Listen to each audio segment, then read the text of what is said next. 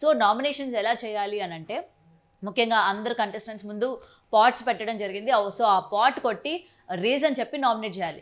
And ఒకటి shocking ఏంటంటే demon Pawan రీతుని కూడా నామినేట్ చేయడం. సో నిజంగా పాపం అనిపించింది. చాలా ఎమోషనల్ అయ్యారు. ఇద్దరు ఎమోషనల్ అయ్యారు.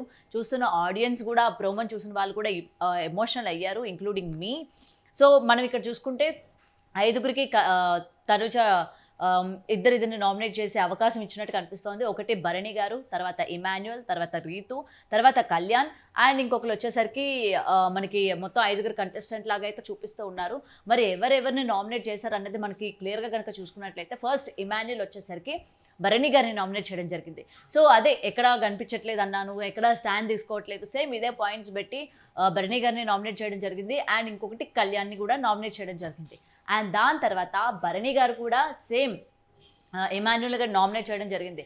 సేఫ్ గేమ్ ఆడుతున్నాడు అని. అండ్ రీజన్స్ ఏమైనా ఉంటే పెట్టాలి, ఎందుకంటే కేవలం ఒక టాస్క్ అంటే ముఖ్యంగా బిగ్ బాస్ అని అంటే కేవలం టాస్కులు కాదు, మొత్తం అంతా ఎంటర్టైన్మెంట్, ఫిజికల్ టాస్కులు, లేకపోతే మన స్టాండ్ తీసుకునే విధానం, మనం మాట్లాడే విధానం, ఈచ్ అండ్ ఎవ్రీథింగ్ కూడా క్యాలిక్యులేట్ చేస్తారు. సో ఇవన్నీ క్యాలిక్యులేట్ చేస్తేనే అది బిగ్ బాస్ హౌస్ అవుతుంది, అది బిగ్ బాస్ టాస్క్ అవుతుంది.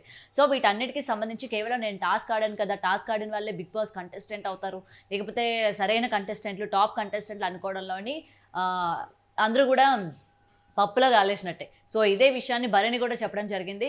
అండ్ దాని తర్వాత మనం చూసుకుంటే డెమాన్ రీతుని నామినేట్ చేసిన విధానం, ఎస్ ఓకే ఇప్పటికైనా బయటికి రావాలి, నామినేట్ చేయాలి. బట్ నామినేట్ చేసిన రీజన్ ఏదైతే ఉందో పాపం అనిపించింది. ఎందుకంటే స్టార్టింగ్ నుంచి చాలామంది వచ్చిన ఆ ఎఫెక్ట్, ఈ బాండింగ్స్ అనే ఎఫెక్ట్ రీతు మీద పడింది, కానీ ఎక్కడ కూడా పవన్ మీద పడలేదు. మనం కనుక చూసుకున్నట్లయితే ప్రతిసారి రీతు నామినేషన్లోకి వచ్చిన ప్రతిసారి తనకి చెప్పిన రీజన్ ఏంటి, బాండింగ్స్.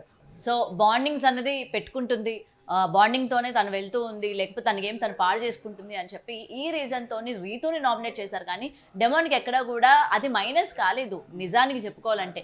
మరి ఇవాళ డెమోన్ కూడా సేమ్ పాయింట్తో చేశారు. సో వచ్చిన ప్రతి ఒక్కరు కూడా రీతుతో అసలు ఉండొద్దని చెప్పారు, రీతుతోనే అసలు ఆడొద్దని చెప్పారు, తన వల్ల నా గేమ్ చెడిపోతుందని చెప్పినా కూడా నేను ఉన్నాను అని చెప్పి చేసిన విధానం ఏదైతే ఉందో కొంచెం పాపం అనిపించింది.